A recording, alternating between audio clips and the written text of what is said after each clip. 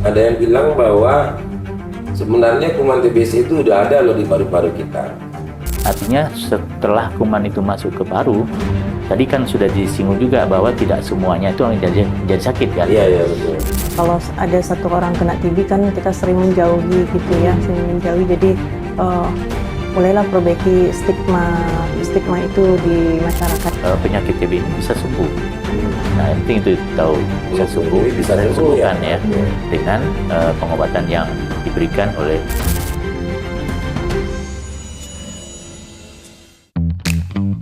Oke, assalamualaikum warahmatullahi wabarakatuh. Selamat pagi, Sanak Jamil semua. Pagi ini kita menyapa Sanak Jamil di acara podcast Cadia Cerita Jamil tentang kesehatan. Ya kali ini kita seperti biasa mengundang bintang tamu, narasumber ya, yang tentu saja pakar-pakar di bidang yang akan kita bahas hari ini. Kali ini kita akan membahas tentang tuberkulosa ya, penyakit TBC yang sebenarnya sedikit-sedikit gimana gitu ya kalau orang TBC gitu ya. Mungkin ada sedikit rasa cemas, rasa tidak nyaman gitu ya karena TBC. Nah, biar Sanak Jamil semua mungkin bisa lebih familiar dengan apa itu penyakit TBC. Bersama kami hari ini kami hadirkan mungkin bisa menyapa dulu yang sebelah kiri saya adalah Dr. Irfan Madison SPPK ya, spesialis paru konsultan, dan di sebelah beliau adalah Dr. Desi Nizati SPPK. Selamat pagi, assalamualaikum warahmatullahi wabarakatuh. Selamat Jamil semuanya. Oke, selamat pagi, selamat Sanak Jamil semuanya. Nah, baiklah, mungkin sebagai pengantar ya, kalau memang kadang-kadang dengerin kayak orang bilang TBC, ada yang TBC gitu kan, terus pada minder gitu ya, minder, takut gitu, siapa sih gitu kan, ya si itu kena TBC loh, daripada takut gitu kan ya. Nah mungkin kira-kira Dr. Irfan Madison dulu lah ya, Dr. Irfan Madison mungkin bisa menggambarkan tentang apa sih sebenarnya TBC itu dok, penyakit apa sih, apa penyakit yang sangat menakutkan sekali, apa dia bisa sembuh atau tidak gitu loh. Ya, mungkin masyarakat umum juga sudah banyak yang tahu ya, tapi sebagian masih ada yang kurang paham ya, bahwa penyakit TBC itu adalah penyakit yang disebabkan oleh infeksi kuman yang namanya Mycobacterium tuberculosis. Itu sebabnya dinamakan TBC tadi, tuberkulosis ini ya. Nah, karena dia infeksi, penyebabnya karena kuman, dia bisa menularkan ke orang sekitarnya. Kalau penderita TB-nya aktif ya, bisa menularkan. Dan sebenarnya bisa diobati sampai tuntas, asal teratur makan obatnya. Nah, mungkin masyarakat mungkin sebagian ada yang merasa malu menderita TBC ini. Nah, mungkin itu permasalahan yang sering kita temukan di masyarakat. Karena takut mungkin dok, kadang-kadang si anak itu menderita TBC, nah itu sudah jadi kayak mau menakutkan. Mungkin kita di rumah sakit mungkin juga kali ya, itu pasien TBC loh gitu kan, mungkin tugas kesehatan yang nggak tahu, hati-hati loh kan itu kan ya. Nah seperti Dr. Irfan Madison bilang tadi bahwa tuberkulosa itu sendiri berasal dari nama kumannya ada kan? Jadi TBC itu diambil dari nama kumannya Mycobacterium tuberculosa gitu ya. Kira-kira saya pindah ke Dr. Desi dulu. Ini Mycobacterium tuberculosa ini jenis kumannya seperti apa ini, Dr. Desi? Ganas sekali atau masih moderate gitu, atau menengah, atau biasa aja kayak virus flu gitu? Terima kasih Bapak. Kuman TBC itu kuman bakteri yang ada di apa? Yang berada di sekitar kita juga, tapi penularannya terutama kalau melalui percikan dahak. Jadi kalau dibilang ganas atau tidaknya itu tergantung dari jumlah kuman yang diderita sama pasien itu sendiri. Jadi kadang jumlah kumannya ada sedikit, sedang ataupun banyak, itu tergantung dari jumlahnya. Kalau semakin banyak tentu dia semakin mudah untuk penularannya. Jadi ini kan ada ini dokter Irfan Medison, ada bakteri, ada virus juga gitu kan, ada jamur. Ini secara garis besar apa sih dok perbedaannya gitu? Ya, kalau bakteri itu kan kumannya mungkin ada dinding selnya itu selnya ya. punya dinding. Sel dinding. Kalau Mycobacterium tuberculosis itu sel dindingnya itu tebal. Tidak sama dengan bakteri yang lain. Sehingga itu yang menyebabkan dia tahan terhadap berbagai macam antibiotik ya. Sehingga butuh pengobatan yang lama. Tidak sama dengan bakteri yang lain ya. Bisa seminggu udah selesai sembuh gitu kan. Tapi kuman TB ini karena punya kapsul ya, punya dinding yang tebal. Nah itu yang menyebabkan dia sulit untuk ditembus oleh obat-obat. Hanya bisa oleh obat-obat tertentu ya, yang disebut dengan obat anti tuberkulosis. Istilahnya OAT itu. OAT itu ya. Ya. Kalau virus itu kan kuman yang lebih kecil lagi. Seperti virus untuk influenza.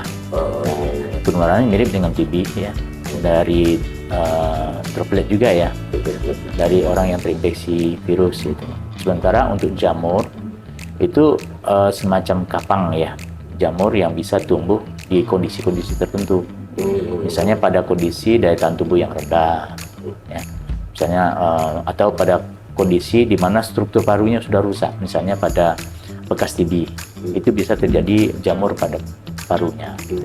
Ya kira seperti itu. Nah, jadi berarti kan ada 3 nih dok, karena dokter berdua ini kan ahlinya di spesialis paru, penyakit paru nih ya. Nah, nanti kalau membedakan ini penyakitnya itu berasal dari bakteri, ini TB atau ini bukan TB loh, ini jamur gitu. Nah, ini virus gitu. Nah, kira-kira gejala yang khas yang bisa masyarakat tahu dan Ajamil bisa tahu apa sih sebenarnya gejala khas ini yang TB loh, ini yang bukan TB loh gitu. Kira-kira gimana dokter? Oh ya, untuk masyarakat umum ya, kalau untuk TB itu dulunya dikenal dengan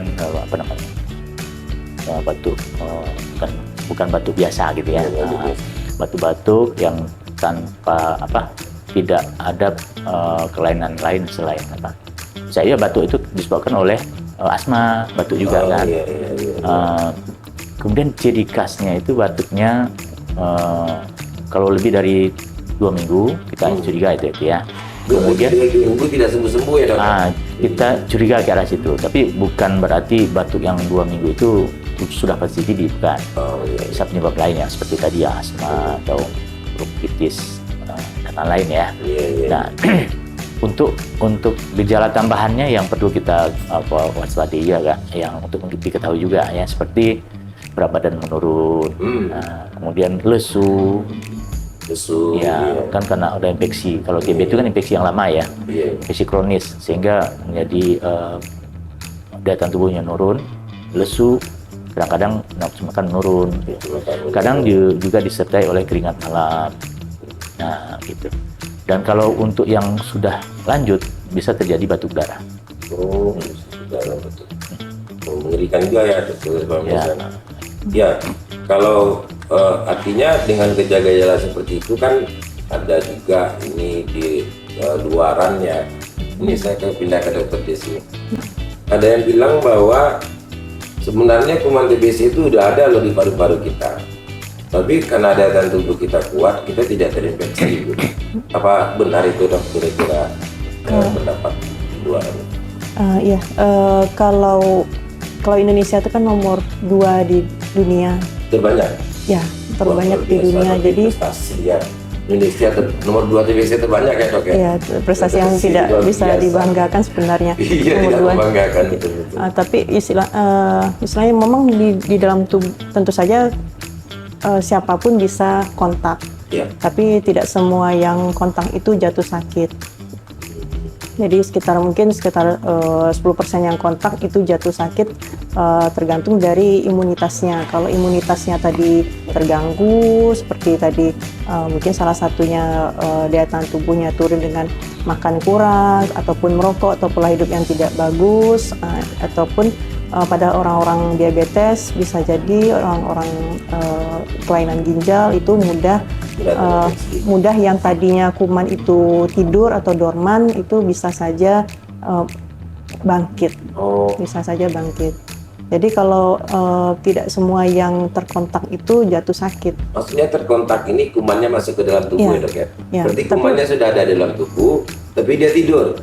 Ya. Tidur, berarti kalau misalnya daya tahan tubuhnya turun, bisa terinfeksi begitu? Ya, kalau daya tahan tubuhnya turun, kuman yang tidur tadi aktif. Kembali aktif. Begitu. Ya, bercerita tadi saya terpancing juga dengan pernyataan Dr. Desi tadi berdasarkan penelitian ya dok ya. Berarti Indonesia nomor 2 terbanyak penderita TBC ya. Nah itu secara epidemiologinya gimana dok? Setelah penyebaran gimana? Kenapa kok Indonesia jadi nomor 2? Kenapa nggak Amerika yang negara hebat jadi nomor 2 lah gitu, nomor 1 gitu kan? Kita atau negara paling miskin sekalipun gitu ya? Yang negara paling miskin sekali yang bisa gitu kan? Nah atau di daerah-daerah yang negaranya sangat kotor. Sebenarnya apa sih kriteria yang menyebabkan kuman ini bisa sangat berkembang di suatu daerah dok? Misalnya seperti ini kepadatan penduduk bisa juga mempengaruhi. Jadi makanya kalau misal satu orang sudah kena TBC di lingkungan tersebut itu kan pasti dicari kontaknya sekitarnya untuk dilakukan screening TBC.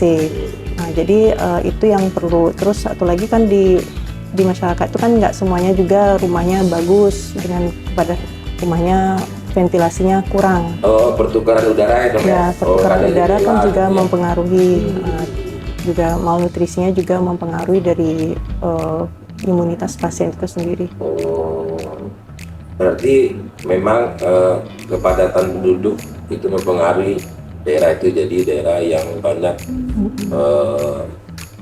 menderita penyakit TBC ya dengan TBC. Kalau begitu saya pindah lagi ke dokter.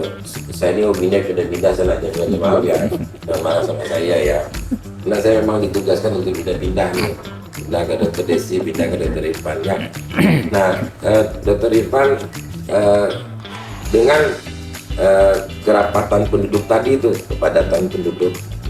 Sementara misalnya ini di desa kan penduduknya rumahnya jauh-jauh tuh. Apa masih ada risiko penularan di situ dokter Pan kira-kira? Ya, untuk penyakit TB ini ada konsep penularan dan jadi sakit ya. Penularan itu artinya ada sumber satu, kemudian lingkungan, faktor lingkungan dan faktor kebiasaan. Nah, pertama ada sumber, kemudian lingkungannya padat, itu berisiko untuk tinggi terjadi penularan. Ditambah dengan lingkungan tadi, lingkungan yang rumahnya ventilasi kurang, ya, kemudian pencahayaan kurang. Karena kita tahu bahwa TB itu akan mati kena sinar ultraviolet ya. Jadi kuman TBC ini bisa mati. Enggak kuat kena sinar matahari ya dok. Berarti memang harus ada sinar matahari masuk ke rumah itu lebih bagus. Gitu. Kemudian ventilasi itu gunanya untuk kalau seandainya penderita itu batuk-batuk di dalam rumah, ventilasinya bagus. Nah, udara yang tercemar oleh kuman TB tadi bisa keluar dan kena cahaya matahari bisa mati lagi kuman itu. Nah, itu kalau seandainya lingkungan itu tidak kondusif untuk itu, nah, berisiko untuk penularan TB tadi di lingkungan keluarga itu. Nah, kemudian kebiasaan, misalnya batuk sembarangan, pada saat dia batuk tidak menutup mulut. Nah, itu juga berisiko untuk mencemarkan udara sekitar. Perilaku yang kurang baik juga ya. Nah, itu tahap penularannya. Nah, kemudian bagaimana dia menjadi terinfeksi?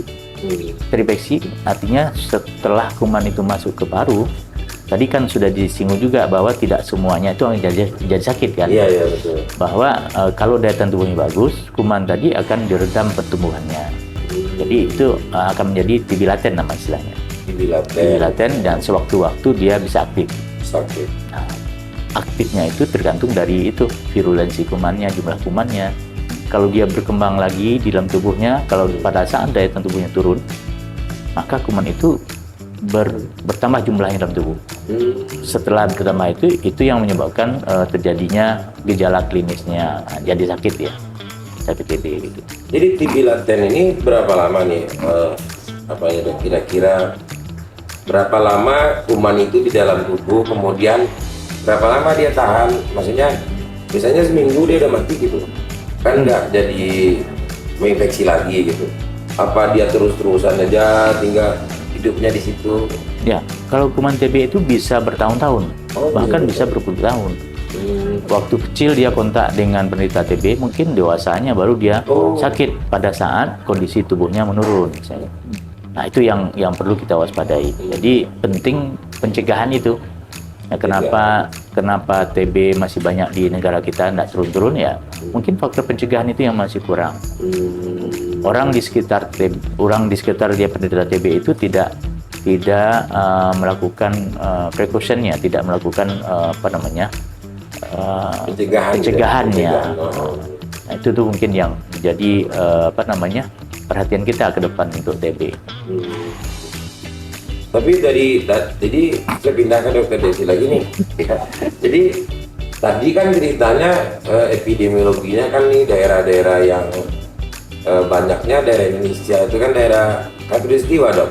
Padahal kan kuman TBC itu kan nggak tahan tuh sama ultraviolet, kenapa malah berkembangnya di daerah Khatulistiwa?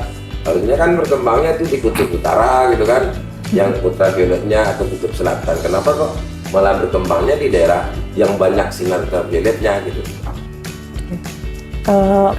Sinar ultravioletnya itu kan di luar ruangan.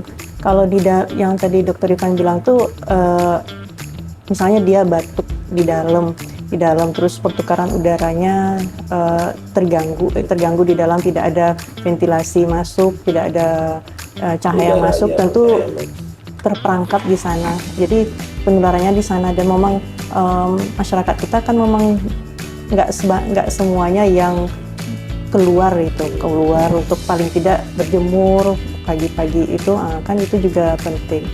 Makanya bukan masalah daerah khatulistiwanya, tapi kebiasaannya yang kurang. Ya, berarti kan begini dok, kalau misalnya etika batuk nih, kita kan tidak boleh meludah sembarang tempat gitu kan. Ya. Nah, kalau saya nih dapat informasi dari dokter Desi sama dokter Ivan Madison, kalau kumannya itu kalau kena sinar ultraviolet kan mati kan ya. Saya mau meludah, saya lihat ultraviolet dulu dok, saya meludah di situ kan mati tuh kuman tuh kan, bisa nggak kayak gitu kira-kira dokter Ivan nih, biar sana jamnya tahu nih. Jadi kan kumannya nggak tahan sama ultraviolet, saya meludah aja di sini tuh, sinar matahari udah ada gitu. Kira-kira itu secara etika kan nggak bagus ya, tapi dia berpikir daripada dia meludah ke tempat lain yang tidak ada sinar ultravioletnya, kenapa nggak meludah yang pas kena cahaya gitu loh. Gimana kira-kira tuh dokter Ivan? Ya, dari segi etika sih bukan bagus ya, bagus. Bahwa ini untuk membunuh kuman loh dok, tujuannya gitu kan. Mungkin lebih bagus dibuang ke toilet gitu kan. Sehingga tidak mencemari. Kadang-kadang ya mungkin pada sinar ultraviolet kan tidak sepanjang hari. Iya. Nggak, maksudnya di sehari. Kalau antara sinar ultraviolet, maaf dokter Ivan saya memotong sedikit. Antara antiseptik dengan sinar ultraviolet mana yang lebih? Biasanya kan kalau ke toilet berarti sabun ya, deterjen gitu ya, atau pembunuh kuman lain. Nah itu memang bisa membunuh kuman TBC apa enggak ya kira-kira? Ya, Untuk TB ini kan kapsulnya cukup tebal ya. Nah, mungkin itu yang perlu. Kapsul ini yang melindungi selnya dok ya? Yang ya. Dinding selnya. Ya, dinding selnya itu cukup tebal. Jadi ya bisa saja mungkin dengan antiseptik ya bisa bisa rusak juga Bisa dinding. rusak juga sih. Nah, sehingga bisa dibunuh juga. Berarti mungkin lebih baik kalau batuk, misalnya masyarakat di luar batuk kita belum tahu nih apakah TB atau tidak gitu ya, mungkin bisa ke kloset lebih tepat gitu dok. Iya.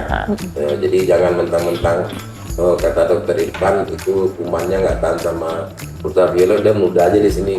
Kebetulan mataharinya cerah gitu kan ya. Ya sebenarnya untuk tujuannya supaya antara ventilasi dengan pencahayaan itu untuk rumah ya. Rumah. Nah, kalau ventilasinya bagus, udaranya bertukar, udara yang kotor tadi, udara yang tercemar tadi keluar nanti dihantam oleh Diganti. sinar ultraviolet. Nah, Jadi kalau begitu dok, saya tanya ke dokter Desi nih, ini dok kita di sini ini nggak ada pertukaran udara nih dok, untuk semua ada AC gitu, apa aman nih dok kalau ada yang kena TBC satu di sini kan batuk terus, nah semua dong kita ini nggak ada pertukaran udara kayaknya. Gimana menurut dokter Desi nih, apakah aman di ruangan AC seperti ini tertutup gitu? Kalau selagi batuknya memang tidak mengandung TBC sih masih aman saja. Tapi sewajarnya kalau kita batuk tentu menggunakan masker. Ya atau menutup Ya, tangan ya dok ya? menutup tangan bukan dengan tangan tapi dengan di sini ya, dengan tangan. bagian atas. Jadi kalau ya disadarkanlah orang-orang yang memang bergejala sebaiknya salah satunya menggunakan masker, etika batuknya yang lebih diutamakan. Berarti yang akan menularkan itu dropletnya ya dok, apa? Ya. Ludah itu ya? Ya, droplet. Dia bukan terbang-terbang kayak gitu hukumannya bukan ya? Iya, droplet. Terus dia terbang enggak gitu ya? Oh ya berarti selama kita tidak langsung misalnya terkena ludah dari Percikan dahak. percikan dahak dari Ya. orang yang terinfeksi kuman TBC ini berarti insya Allah aman ya dok ya? Insya Allah. Insya Allah. Oke, kita juga mendengar nih dokter Desi ini aktivis nih untuk memberantas TB di masyarakat. Gimana tuh dok? Cerita dikit tentang itunya. Ada penyuluhan ke lapangan dokter Desi mungkin. Sebenarnya bukan aktivis juga ya, Mbak. Jadi kita kebetulan ada wadah seperti di Dokter Paru bersama Kopi TB namanya, Koalisi Organisasi Profesi di Indonesia. Profesi jadi TB itu bukan hanya paru saja sekarang, jadi ada TB paru, ada TB ekstra paru juga. Jadi kita bersama-sama dengan dokter bagian lain seperti bagian bedah ataupun bagian objin ataupun saraf, kulit itu bergabung di sana untuk bersama-sama menyadarkan masyarakat tentang TBC. Istilahnya kayak apa ya, jemput bola mungkin kayak Dokter Irfan ya. Ya. Tapi dari beberapa disiplin ilmu ya, artinya bukan dari paru saja, Bukan. dari ortopedi tulang juga, Iya. gitu. Dari sarjana. Oh iya, kan memang kita mungkin masa sanadanya juga sudah mendengar bahwa kuman TBC itu bukan hanya menyerang paru-paru saja, juga bisa menyerang tulang, menyerang usus gitu ya. Nah, jadi makanya Dokter Desi dan beberapa teman-teman dari dokter bagian tulang, bagian pencernaan ya dok ya, kayak TB usus gitu kali ya. Ya, dari penyakit dalam. Penyakit dalam gitu. Dalam anak seperti itu. Ya untuk Jadi itu juga bukan hanya satu dokter-dokter saja, Pak Hen. Jadi juga ada di sana itu bergabung jadi seperti orang-orang dari Penabulu namanya ya, orang aktivis itu yang komunitas. Jadi masalah TB itu bukan masalah dokter saja, tapi juga masalah komunitas. Malah juga kita ngajak orang-orang dari Pusaka, orang yang sudah pernah kena TB untuk membantu edukasi orang-orang yang tadinya nggak mau berobat. Jadi memang bukan kerjaan satu orang saja, jadi dan untuk bersama. Wah luar biasa nih Dokter Desi dan Dokter Irfan bisa untuk mensupport agar mungkin tujuan kita biar penderita penyakit TB ini menurun ya di Indonesia ya dok ya. Paling Mungkin tidak memang untuk ini yang sudah kena terobati paling enggak. Dan kalau yang kena itu jangan sampai menularkan ke ke sekitarnya, Jadi tujuannya memutus rantai. organisasi tadi untuk memutus rantai penularan, terus yang sakit terobati gitu dok ya. Nah, saya kembali ke Dokter Eva Madison. Kalau ini kan kita ada dengar dok, ada yang kena TBC itu obatnya ada yang 6 bulan, ada yang 2 bulan gitu, ada yang 11 bulan, ada yang 20 bulan. Nah itu bedanya apa itu dokter? Oh ya, kalau TB itu ada juga yang sudah kebal dengan obatnya. Jadi secara garis besarnya TB itu dibagi atas dua. TB yang masih sensitif, masih mempan dengan obat TB biasa, TBSO namanya. Kemudian ada TB yang sudah resisten dengan obat TB biasa. Jadi obatnya lain lagi nanti. Sampai yang sebutkan tadi sampai 18 bulan gitu ya. Nah, itu yang sudah kebal dengan obat. Kenapa kebal obat? Mungkin dia waktu pertama dapat TB dia tidak teratur makan obatnya, sehingga kuman tadi akan tidak mempan lagi dengan obat yang awalnya. Nah itu, jadi berapa lama pengobatan itu tergantung dari jenisnya itu tadi. Gitu. Untuk TB TB sensitif obat itu bisa 6 bulan makan obat, dan pada kondisi tertentu, misalnya pada TB tulang, itu bisa sampai 1 tahun atau lebih, karena itu butuh perbaikan yang lama ya untuk tulang itu. Itu butuh waktu yang lama. Jadi karena pengaruh kekebalan kuman terhadap antibiotik, terhadap obatnya, makanya TBC itu dibagi dua ya dok ya. Ya. Ada yang masih bisa diobat dengan Obat biasa. TBC biasa, ada yang tidak bisa lagi dengan obat TBC biasa. Ya. Jadi yang tidak bisa dengan obat TBC biasa ini bisa sampai 18 bulan Ya. masa pengobatannya. Ada kondisi tertentu ya. Kondisi tertentu. Tapi pada saat ini sudah ada yang juga 6 bulan untuk TB yang sudah kebal obat itu. Oh, sudah ada.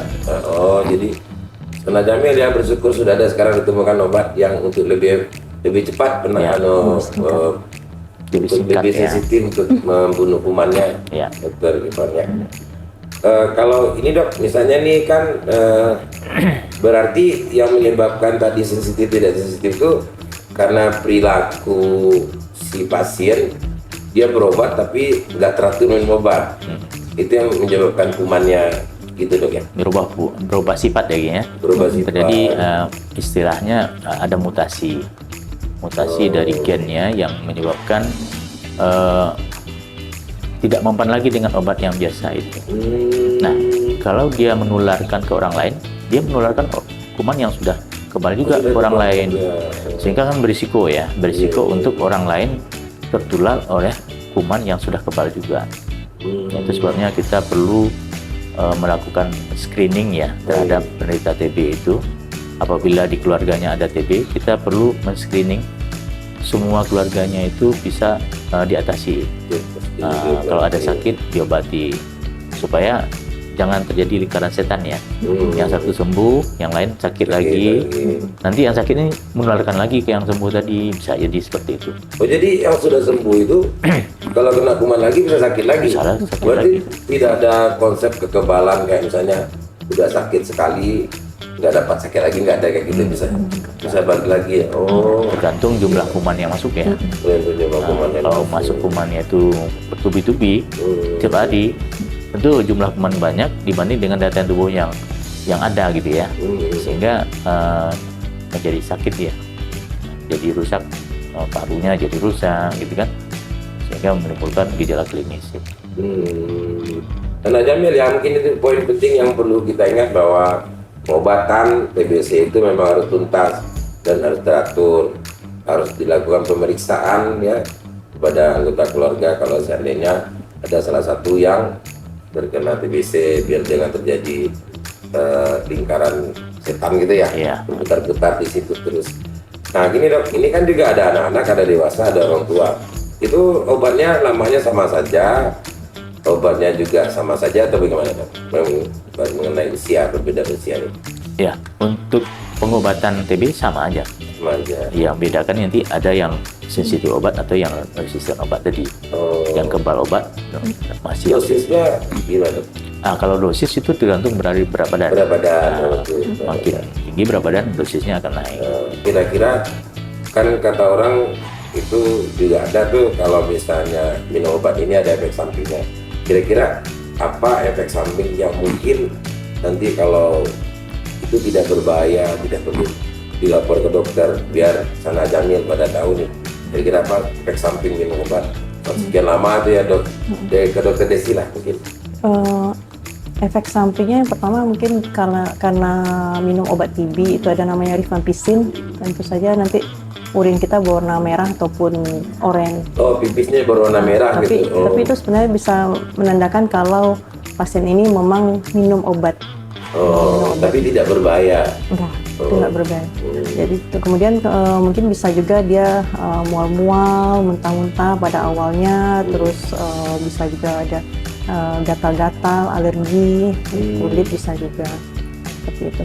Jadi kalau misalnya ataupun ada satu-satu yang kalau udah ini gangguan fungsi hati bisa menyebabkan kulitnya warna kuning ataupun matanya kuning.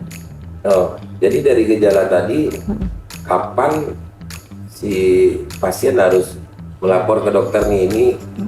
Saya setelah minum obat ada gejala gini. Kapan itu kira-kira dokter? Jadi kalau minum obat itu kan memang lama ya Pak En ya, sampai 6 bulan. Jadi dia namanya nanti ada namanya fase intensif ataupun fase lanjutan. Fase intensif 2 bulan pertama, kemudian fase lanjutan 4 bulan setelahnya. Dalam fase intensif tuh idealnya dilakukan kontrol sekali seminggu.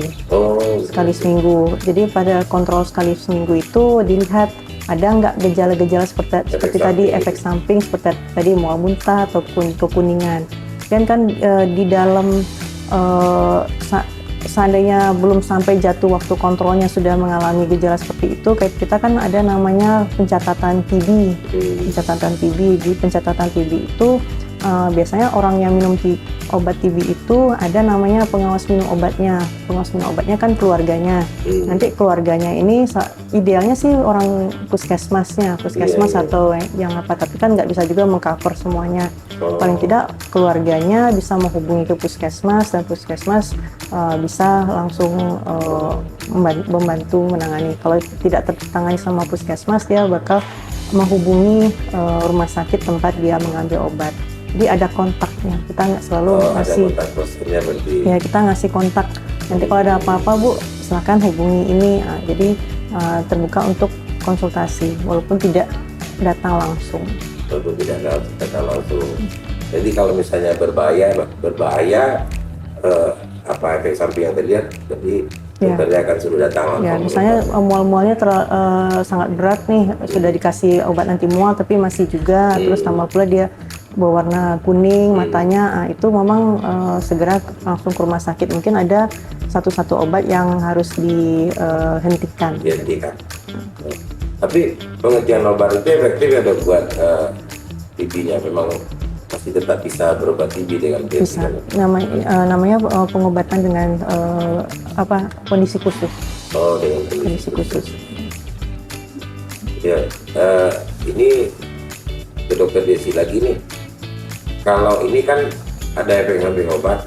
Kalau untuk ibu hamil yang kena TB ini misalnya, ibu hamil sama ibu menyusui gimana? Maksudnya dia kena TB boleh nggak minum obat? Apa ngaruh nanti ke bayinya atau ke anaknya yang lagi nyusu asinya gitu, gimana kira-kira dok? Boleh nggak dia lagi minum obat TB tapi masih menyusukan anaknya? Gimana kira-kira dokter Desi? Boleh. Malah lebih bagus dia minum obat TB-nya daripada nanti menularkan ke bayinya. Oh, jadi tidak berbahaya dok ke bayinya obat itu? Sampai saat ini insya Allah Aman ya? aman. Oh ya. Nah, jadi Sana Jamil ya, bagi ibu hamil dan ibu menyusui tidak perlu cemas untuk tetap melakukan pengobatan TB. Jadi karena sampai saat ini tidak ada laporan bahwa itu membahayakan janin dan anak ya. Kita pun juga tentu koordinasi dengan dokter objinnya, dokter objinnya kalau ada masalah ataupun dokter anaknya. Dokter anak.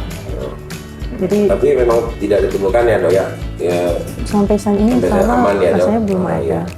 Ya mudah-mudahan lah pengobatan kita efektif, jadi jangan sampai nanti ibu hamil nggak bisa minum obat TB, kan susah juga jadinya ya dokter Irfan ya. Ya.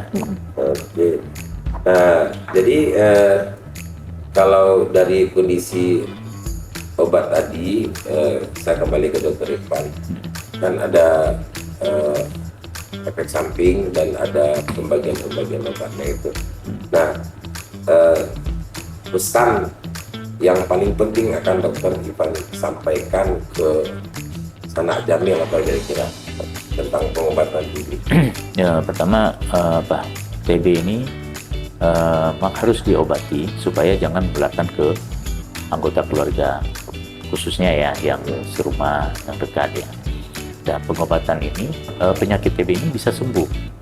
Nah, yang penting itu tahu bisa sembuh, Jadi bisa sembuh ya? sembuhkan ya, Oke. dengan pengobatan yang diberikan oleh pemerintah ya, gratis ya. Oh gratis ya. Gratis malah kan. Jadi tidak apa namanya, masyarakat tidak dibebani dengan biaya obatnya. Nah, kemudian kalau seandainya ada efek samping, segera kontrol untuk mengatasi efek samping tadi.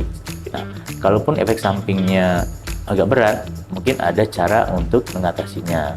Misalnya ada alergi, kita akan carikan jalan keluarnya. Oh. Walaupun obatnya tidak ada pengganti yang lain ya, tapi mungkin ada challenge ya, mungkin diberikan dengan dosis yang bertahap gitu ya, seperti itu, sampai dia toleran dengan obat itu. Nah, seperti itu cara-caranya. Jadi ada cara-cara khusus untuk penanganan pada kondisi khusus itu. Kemudian jangan makan obat itu lalai, jangan terputus ya, Berarti supaya harus nyambung terus dok? nyambung terus supaya jangan terjadi kebal obat. Gitu. Oh, jadi kalau obatnya terputus satu hari itu gimana tuh dok? Misalnya Sanak Jamil nih ada saudaranya yang sakit TB, TBC ya, terus tiba-tiba satu hari obatnya putus gitu, apakah itu boleh lanjut aja ke dosis berikutnya atau gimana? Atau lapor dulu gitu, gimana kira-kira? Kalau tidak sengaja terputus ya, artinya bukan Terlupa misalnya. terlupa, ya lanjut aja. Kita lanjutkan ke Ya, hitungan berikutnya. lanjutan nanti hitungan terakhir ditambah aja berapa hari terlambatnya. gitu. Tapi jangan sampai setiap Lupa terus gitu lupa ya? terus ya. Iya. Itu kan berencana itu kan. Iya, gara-gara malas minum obat, Itu malah lupa hari ini gitu ya. itu malah makan obat namanya gitu kan. Betul. Jadi Sanak Jamil itu ya pesan dari dokter Irfan, penyakit TB itu bisa sembuh. Yang penting harus lakukan berobatnya, kemudian juga menjaga jangan sampai terjadi penularan gitu ya. Nah, mungkin dari dokter Si ada kira-kira pesan yang boleh sampaikan kepada Sanak Jamil semua. Mungkin ininya kalau yang seperti tadi Bapak bilang kan, kalau ada satu orang kena TB kan kita sering menjauhi gitu ya, sering menjauhi. Jadi mulailah perbaiki stigma itu di masyarakat. Jadi jangan sampai orang yang sakit itu harus kita jauhi, seperti membuat dia mentalnya down. Jadi malah kalau bisa kita bantu gimana dia untuk sembuh.